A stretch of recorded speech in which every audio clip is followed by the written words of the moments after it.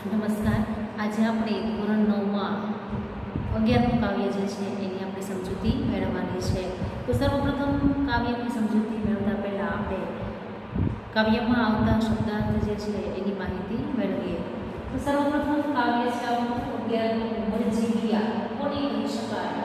તો કે સમુદ્રના તળિયે જઈ જે સાચા મોતી લઈ આવે છે, પોતાની જાન જે છે એની પરવા કર્યા વગર સમુદ્રના તળિયે જે સાચા મોતી પડેલા છે એને લઈને આવે છે મરજીવિયા. એના કવિ છે ઉજાલા. એનું સાહિત્ય પ્રકાર છે સોનેટ. હવે એમાં આવતા સમાનાર્થી શબ્દો જે છે એની વિશે માહિતી મેળવીએ. તો પહેલો શબ્દ છે સમુદ્ર. સમુદ્ર સમાનાર્થી દરિયો, રત્નાકર, મહેરામણ, જલ્દી અને ઉદતી. નયન એટલે આંખ, નેત્ર, ચક્ષુ, લોચન. શિખામણ એટલે શીખ અથવા સલા. જળ એટલે પાણી, નીર અથવા વાણી. હૃદય એટલે ઓર, દિલ, હૃદય. મરણ એટલે મૃત્યુ, નિધન, અવસાન. ડર એટલે ભય અથવા બીક. આપણા સમાનાર્થી શબ્દ. હવે આપણે વિદ્યાર્થી શબ્દ જોઈએ. ઉત્સાહ વિદ્યાર્થી નિરુત્સાહ. જીવન વિદ્યાર્થી મૃત્યુ. વિકરાળ વિદ્યાર્થી સુંદર. તપમય વિદ્યાર્થી તેજો. હવે એમાં આવતા તપના શબ્દ જે છે એની માહિતી મેળવીએ. તો વણી એટલે તરત. ડબ એટલે તગલા. કીધ એટલે કીધો. વૃથા એટલે નકામ અથવા ફોગટ પણ થાય. બલા એટલે પદ. તળ એટલે તળી. હવે શબ્દ સમૂહ જોઈએ. તો શબ્દ સમૂહમાં પહેલો શબ્દ સમૂહ છે સમુદ્રના તળિયે જઈ મોતી લાવનાર. મરજીવિયા કહેવાય. પર્વતની હારમાળા તો ગીતમાળા. ફૂટે નહીં તેવું અખૂટ. પાર વિનાનું અપાર અથવા અગાધ. તો આપણે સામાન્ય એવા શબ્દો જે પરીક્ષામાં પૂછાઈ શકે એના વિશે માહિતી મેળવી. હવે બીજા જે શબ્દ જે છે એ આપણે કાવ્યની સમજૂતી મેળવશું. એમાં આગળ હું તમને કહેતી જઈશ. તો કાવ્ય જે છે એની શરૂઆત કરતાં પહેલાં આપણે મુખ્ય કાવ્ય જે છે એની માહિતી મેળવીએ કે પરિશ્રમ કર્યા વગર કંઈ પણ હાસિલ થતું નથી. કે માણસે હંમેશા મહેનત કરવી જોઈએ. કે સામાન્ય રીતે સંસ્કૃતના સુભાષિતમાં કીધું છે કે ઉદ્યમેન સિદ્ધ્યંતી કાર્યાણી ન મનોરથે સિદ્ધિ સુપ્તસ્ય સિંહસ્ય પ્રવિશંતિ મુખે મૃગાઃ. કે એનો મુખ્ય અર્થ એમ થાય કે પરિશ્રમ કર્યા વગર કોઈ પણ કાર્ય જે છે એ સિદ્ધ થઈ શકતું નથી. સિંહ જે છે એ જંગલનો રાજા કહેવાય છે, છતાં પણ એના મુખમાં હરણાઓ આપવા પ્રવેશી જતા નથી.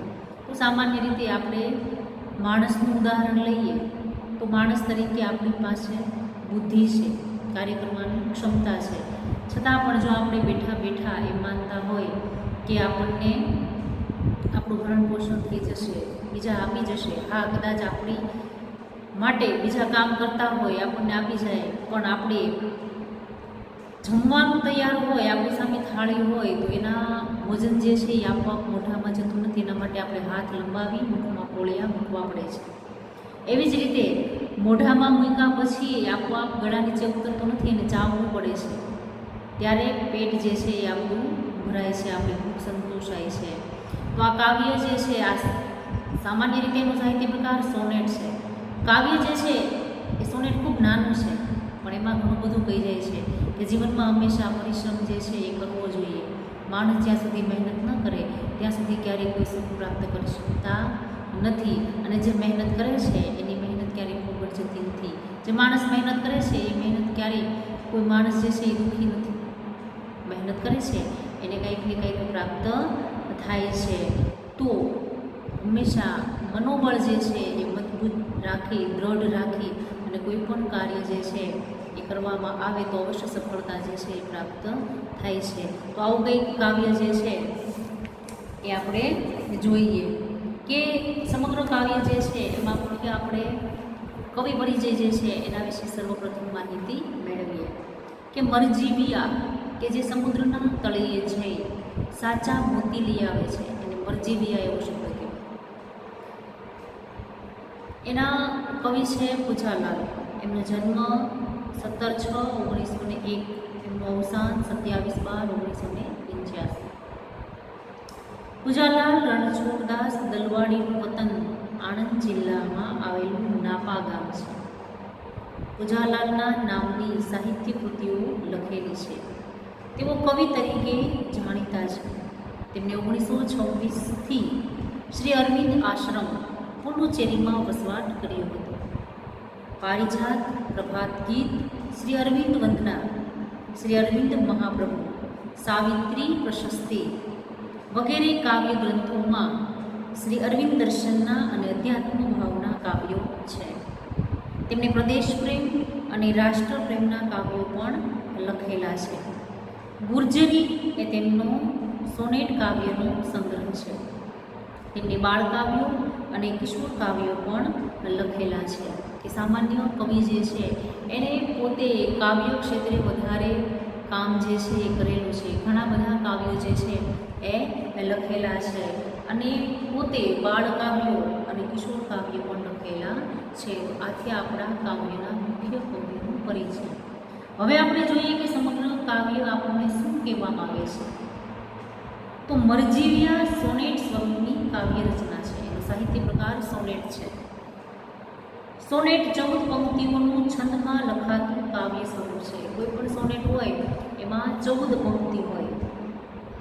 કેવી રીતે? તો કે 4, 4, 4 અને 2 એવી રીતના 14 કાવ્ય પંક્તિ જે છે એમાં અને છંદ સ્વરૂપમાં લખાયેલું આ સોનેટ હોય. સમુદ્રમાં મોતી લેવા માટે જતી વ્યક્તિઓની મરજીવિયા કહેવાય છે. કારણ કે અગાધ સમુદ્રમાં મોતી લેતા મૃત્યુનું જોખમ પણ હોય છે. માટે જ તેમને મરજીવિયા કહેવાય છે. મરજીવિયા શું કામ કહેવામાં આવે છે? સમુદ્રના તળિયે જઈ મોતી લઈને પાછા આવે કે ન આવે, કદાચ વચ્ચે એનું મૃત્યુ પણ થાય. સમુદ્ર જે છે એનું કોઈ તળિયું કેટલું હોય એ માપી શકાતું નથી. ખૂબ અગાધ ઊંડા સમુદ્રમાં છે. કદાચ એમની પાસે રહેલું જેની ઓક્સિજન માટેની જે સામગ્રી હોય એમાં કદાચ ખૂટી જાય તો માણસ વચ્ચે મૃત્યુ પણ પામે. જીવનું જોખમ ખેડી અને માણસ જે છે એ સાચા મોતી લઈ આવે છે તો એને મરજીવિયા એવો શબ્દ વપરાય છે. પ્રસ્તુત કાવ્યમાં ડર્યા વગર, અટક્યા વગર ઉત્સાહથી સમુદ્ર તરફ આગળ વધતા મરજીવિયાનું વર્ણન છે. એમની માટે કોઈ એને દબાણ કરવામાં આવતું નથી, પરાણે મોકલવામાં આવતા નથી, પણ એ પોતાની જાતે ઉત્સાહથી, આનંદથી પોતાને શોખ છે, પોતાનું મનોબળ દ્રઢ છે, અડગ છે, પોતાને આત્મવિશ્વાસ છે, એવા મરજીવિયાનું વર્ણન સમગ્ર કાવ્યમાં કરેલું છે. પ્રિયજનોની આંખોમાં આંસુ છે. પ્રિયજનો એટલે પોતાના ઘરના સગા સંબંધીઓની આંખમાં આંસુ છે. કેમ કે શું કામ એવું બને છે? કેમ કે એને ખબર છે કે કદાચ આ પોતે એનો કોઈ દીકરો હોય અથવા કોઈ ઘરનું સભ્ય હોય એ મરજીવિયા તરીકે સમુદ્રમાં જાય છે ત્યારે નક્કી નથી એ પાછા આવશે કે નહીં. એ માટે એમની આંખોમાં આંસુ છે. પણ મરજીવિયા એમ વારિયા વળે એવા નથી. છતાં પણ મરજીવિયા જે છે એમ વારિયા વળવા એટલે કે પાછા વળે એમ નથી. એ દ્રઢ નિશ્ચય છે. એના મનમાં દ્રઢ નિશ્ચય કરેલો છે કે પોતે અવશ્ય જશે અને સફળતા અવશ્ય પ્રાપ્ત કરશે. અફાટ અગાધ વિકરાળ સમુદ્રમાં એ મોતી લેવા પ્રવેશે છે. કે અફાટ કે પુષ્કળ પ્રમાણમાં ખૂબ વિસ્તારથી ફેલાયેલો છે. અગાધ એટલે કે ખૂબ ઊંડો છે અને વિકરાળ એટલે કે જોતાં જ ડર લાગે એવો મહાસમુદ્રમાં મોતી લેવા માટે પોતે પ્રવેશ કરે છે. મૃત્યુની મુખોમુખ થઈને મોતી લઈ બહાર આવે છે. મૃત્યુના મુખમાંથી જાણે કે બહાર આવી અને પોતે સાચા મોતી લઈ આવે છે. ત્યાં સોનેટ પૂરું થાય છે. જીવનમાં જે દ્રઢ નિશ્ચય રહીને સાહસ કરે છે એને જ મોતીરૂપી ફળ મળે છે. એ ભાવ આ સોનેટ દ્વારા વ્યક્ત થાય છે કે મનુષ્યની અંદર જો એનો આત્મવિશ્વાસ દ્રઢ હોય, મજબૂત મનોબળ હોય તો અવશ્ય એ માણસ જે છે એ સફળતા પ્રાપ્ત કરે જ છે. તો સમગ્ર સોનેટ દ્વારા એક પ્રકારનો સંદેશ જે છે એ કવિ આપણને આપે છે કે હંમેશા આપણું મનોબળ જે છે એ મજબૂત હોવું જોઈએ. આપણે જે પણ કાંઈ નિશ્ચય કરીએ છીએ, આપણું જે પણ કાંઈ ધ્યેય છે એ પૂરું કરવા માટે આપણે આપણું મનોબળ હંમેશા મજબૂત રાખવું જોઈએ. કે મરજીવિયાનું કામ કરવા માણસ જે છે એ પોતાના જીવ જે છે એના જોખમે પોતે સફળતા પ્રાપ્ત કરી એટલે મૃત્યુના મુખમાંથી બહાર આવે છે. તો આપણી જે પણ કાંઈ સફળતા છે એ કદાચ એટલી બધી ન હોઈ શકે, એવું મોટું પરાક્રમ આપણે કદાચ ન કરી શકીએ, પણ આપણે જે ક્ષેત્રમાં આગળ વધવા માંગતા હોય એમાં હારી અને બેસી રહેવાની જરૂર નથી, આપણીથી થઈ જ શકે. એવા વિચારથી આગળ વધી અને આપણે આપણું કાર્ય જે છે એ સફળતાથી પાર પાડવાનું છે. તો હવે આપણે કાવ્ય જે છે એની મુખ્ય સમજૂતી મેળવીએ. સમુદ્ર ભણી ઉપડ્યા કમરની કસી રંગથી. કે સમુદ્ર ભણી, ભણી એટલે તરફ, મરજીવિયા જે છે એ સમુદ્રની તરફ પોતે ઉપડે છે એટલે આગળ વધે છે. શું કામ? તો કે મરજીવિયા સમુદ્રમાં સાચા મોતી લેવા માટે આગળ વધે છે. કમરને કસી રંગથી, કમરને કસવી એનો મતલબ એમ કે આત્મવિશ્વાસ જે છે એનું મનોબળ જે છે એ દ્રઢ છે. કમરને કસે છે એટલે કે પોતે જવા માટે તૈયાર છે, તૈયાર થઈ ચૂકેલા છે. અટંક મરજીવિયા, અટંક એટલે કે પોતાના મન ઉપર અડગ છે, એટલે કોઈ પણ પરિસ્થિતિથી કાંઈ ફેર પડતો નથી. એ પોતાને જે નિશ્ચય કરેલો છે એની ઉપર અડગ મરજીવિયા. ડગ એટલે કે ડગલા, ભ્રંત એટલે કે ભરતા, ઉત્સાહના એટલે કે ઉત્સાહથી. આ અડગ મરજીવિયા જે છે એ પોતે ઉત્સાહથી ડગલા ભરી રહ્યા છે. પોતાને આ કામ કરવા માટેનો જોશ છે, પોતાની ઉત્સાહ છે, કોઈ એમને પરાણે મોકલતું નથી. પોતાને ખબર જ છે કે આમાં જીવનું જોખમ છે, જીવ પણ જઈ શકે, છતાં પણ એને મરજીવિયા બની અને પોતે ઉત્સાહથી આગળ વધે છે. પ્રદીપ્ત નયનું, પ્રદીપ્ત કોને કહેવાય? તો કે સળગેલું. જેવી રીતના આંખ જે છે એમાં જાણે કે કોઈ તાપ રહેલો હોય, એક પ્રકારનું જુનૂન રહેલું હોય, કાર્ય કરવા માટેની દક્ષતા રહેલી, એવા પ્રદીપ્ત નયનો, આંખ જે છે એમાં એક પ્રકારની આગ રહેલી છે. એને ખબર છે, આંખ જાણે કે સળગેલી હોય એમ એની આંખમાં એટલો જોશ દેખાય છે કે પોતે આગળ વધી અને કાર્ય પૂરું કરશે. અથાગ બળ ઉભર્યા નથી, અથાગ આમાં શબ્દમાં આવેલું છે કે પાર વિના, કે જેનો કોઈ અંત નથી, જેનો કોઈ પાર નથી, એટલું બળ એટલે કે શક્તિ ઉભરે એટલે ઉભરાય છે. ક્યાંથી? તો કે શરીરમાંથી. એના શરીરમાં એટલું બધું ઉત્સાહ છે, એની આંખમાં એક પ્રકારની સળગેલી જાણે કે આગ છે. એનું શરીર જે છે, અંગ એટલે કે શરીર જે છે એ પાર વિનાની શક્તિથી ભરેલું છે, કેમ કે પોતાની સફળતા મેળવવી છે, કામ કરવા માટેનો એનામાં ઉત્સાહ રહેલો છે. મહારવ તણી દિશા પર ખરી બધી ચાહના. મહારવ એટલે કે મહા એટલે મોટો, રવ એટલે અવાજ, વિશાળ. મહારવ એટલે કે આ ખૂબ વિશાળ એવો સમુદ્ર જે છે, તણી એટલે કે એના તરફ, દિશા એટલે કે દિશાઓ, કે જ્યાં સમુદ્ર રહેલો છે એનો ઘૂંઘવાટ ભર્યો અવાજ જે છે એનાથી આપણને ડર લાગે એવો મોટો અવાજ કરતો આ સમુદ્ર જે છે એની તરફ બધી, ઠરી એટલે એની ચાહના, ચાહના એટલે ઈચ્છા, ઠરી એટલે રહેલી છે. એની બધી ઈચ્છા કેવી છે? એને બીજી કોઈ વસ્તુ સાથે પ્રેમ નથી, ચાહત નથી, પણ શેની ચાહના છે? તો કે આ વિશાળ અવાજ કરતો સમુદ્ર જે છે એના તરફ બધી એમની નજર, બધી ઈચ્છા રહેલી છે. અત્યારે માત્ર એનું હાલ એક જ લક્ષ્ય છે કે પોતે સમુદ્રમાં જઈ સાચા મોતી લઈ આવે. કોઈ પણ પરિસ્થિતિ હોય એમની સાથે એની કાંઈ લેવા દેવા છે નહીં, માત્ર એની ઈચ્છા સમુદ્રમાં જઈ સાચા મોતી લઈ આવવાની છે. એટલે તણી એટલે કે તરફ, બધી એની ઠરી એટલે કે રહેલી છે શું? તો કે ચાહના. મહારો એટલે કે મોટો અવાજ કરતો સમુદ્ર જે છે એની દિશા તરફ જઈ પોતાની બધી ઈચ્છાઓ જે છે એ આ સમુદ્ર તરફ રહેલી છે.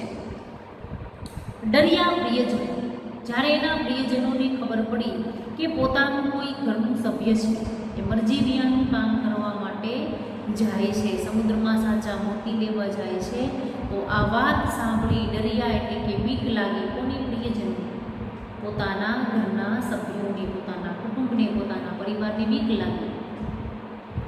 બધા સજ્જલ નેત્ર આડા પડ્યા. સજ્જલ નેત્ર એટલે આંખોમાં આંસુ રહે, કે બધાની આંખોમાં આંસુ આવી ગયા. ઘરના સભ્યોને ખબર પડી કે આ તો ભાઈ સમુદ્રમાં સાચા મોતી લેવા જાય છે, તો આ તો આમાં માણસનું મૃત્યુ પણ થઈ શકે. તો આ વાત સાંભળી જ્યારે ખબર પડે છે ત્યારે ઘરના બધા સભ્યો આડા ફરે છે. આડા ફરવું એટલે કે એને જતાં રોકે છે. આંખમાંથી આંસુ વયા જાય છે, આજીજી કરે છે કે આવું સાહસભર્યું કામ કરાય નહીં. શિખામણ દીધી, કે બધા લોકોએ શિખામણ દીધી. શીખ આપી શું? તો કે વૃથા જીવન કે વેડકો કા ભલા. વૃથા એટલે કે ખોટી રીતે તમારું જીવન જે છે એ શું કામ વેડફી નાખો છો? તમને ખબર જ છે કે આમાં જીવનું જોખમ છે. માણસ જે છે એનો જીવ પણ જઈ શકે. તો ભગવાને સરસ એવું જીવન આપ્યું છે, મનુષ્ય અવતાર આપ્યો છે, તો ઘણા બધા કામ કરવા યોગ્ય છે, તો એ કામ કરવા જોઈએ. આવું સાહસ ખેડવાની જરૂર છે નહીં. કેમ કે જો આમાં તમે ગયા અને નિષ્ફળ થયા તો તમારું મૃત્યુ પણ અવશ્ય નક્કી જ છે. તો તમારું આવું સારું એવું જીવન શું કામ વેડફી નાખવું છો? એવી શિખામણ બધા આપે છે. કહીથી વળગી વિનાશ કર આંધળિયા ભલા, કે તમને આવું કોણે કીધું? આ વિનાશકારી એટલે કે નાશ કરનારી ક્યાંથી વળગી? વળગવું એટલે કે ચોખ્ખું લાગવું, કે એવું તમને કોણે કીધું અથવા એવી તમને કોણે શીખ આપી છે કે આવી આંધળી બલા? બલા કોને કહેવાય? બીજા શબ્દમાં આવેલું જ છે કે બલા એટલે ઉપાધિ, કે આવી તમને ખોટી ઉપાધિ જે છે એ ક્યાંથી જડી છે? આ તો નાકની ઉપાધિ કરી કહેવાય, કે ઉપાધિ કરી અથવા બીજાને કરાવીને કોઈ પણ સફળતા પ્રાપ્ત કરવી એ ખૂબ અઘરી છે.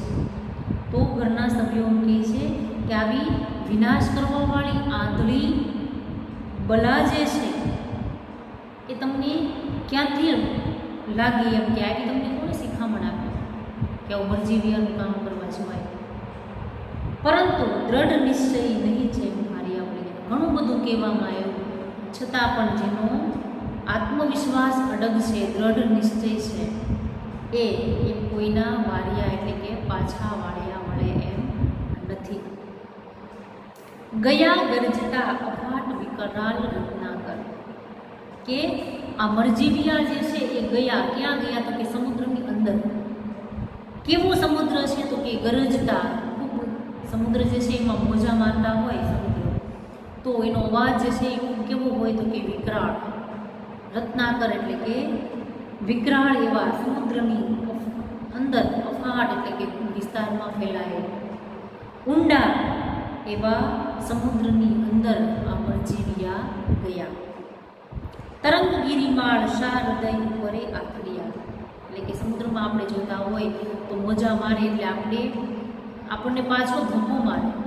તો મરજીવિયા જે છે એ જેવી રીતે કૂદકો મારી અને સમુદ્રની અંદર પ્રવેશે છે, તો સમુદ્ર ગિરિમાળ એટલે કે નાના નાના સમુદ્રમાં પર્વતો થાય છે. એટલે કે આપણે જોતા હોય કે મોજા હોય આમ પર્વતોની જેમ રહેલા હોય, તો એ મોજા જે છે એ આ પાણી જે છે એ નાના નાના ગિરિમાળ એટલે કે પર્વતો બનેલા છે, એ તરંગ સ્વરૂપે રહેલા છે. શા હૃદયે ઉપરે આથડિયા, એટલે કે મરજીવિયા જેવી રીતે પોતે અંદર પાણીમાં કૂદકો મારે છે, તો આ તરંગ રૂપે જે ગિરિમાળ રહેલા છે એ એમના હૃદય સાથે અથડાય છે, ભટકાય છે અથવા પછડાય છે. હઠિયા ન લવતો હોય સાહસિક સર્વ કૂદી પડ્યા. હઠિયા એટલે કે પાછા, લવ એટલે જરા પણ ન પાછા પડ્યા, કે આ સમુદ્રના નાના નાના ગીરી પર્વતો જે છે એ એમને પાછો ધક્કો મારે છે, છતાં પણ પોતે જરા પણ પાછા કરતા નથી, પણ સાહસિક એટલે કે સાહસ કરી અને બધા જે છે સર્વ એટલે બધા કૂદી પડે છે. અગાધ જળમાં પ્રવેશિત કાળને ગહ્વરે. અગાધ એટલે કે વિશાળ એવા સમુદ્રની અંદર આ મરજીવિયા પ્રવેશ કરે છે અને કાળને ગહ્વરે એટલે કે અંદર એમ કે સમયની સાથે આ અંધકારમય ગહ્વર એટલે કે ઊંડાણમાં તે પ્રવેશ કરે છે. સમુદ્રની અંદર અંધકાર હોય.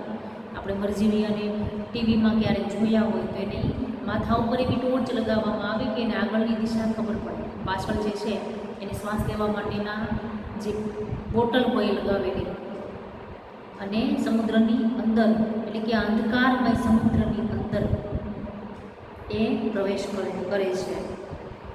કુંધ્યા મરણના તમમય તળો અને પામ્યા. કુંધ્યા એટલે કે આગળ વધવું, કુંધીને એટલે કે એક પછી એક ડગ આગળ માંડી. મરણના તમોમય એટલે કે અંધકારમય, કે એને ખબર જ છે કદાચ મૃત્યુ થઈ ગયું તો સમગ્ર જીવન અંધકારમય બની જશે. મરણના તમોમય તળિયે એટલે કે સમુદ્રની સાવ નીચે તળિયે અને પામ્યા. મૃત્યુને ખેડી, મૃત્યુ સાથે લડી અને પોતે આ અંધકારમય સમુદ્રના તળિયે પહોંચે છે. અખૂટ મણી મોતી કોષ લઈ બહારે આવ્યા. અખૂટ એટલે કે ન ખૂટે તેવા, જે અમૂલ્ય છે, જેની કિંમત આંકી શકાતી નથી, એવા મણી મોતીના કોષ એટલે કે એવા મોતી લઈ અને બહાર આવે છે. કે સમગ્ર કાવ્યમાં પોતે પોતાની અંદર રહેલી સાહસિકતાનું વર્ણન કરે છે કે પોતે ખૂબ દ્રઢ નિશ્ચયી છે, આત્મવિશ્વાસીનો અડગ છે.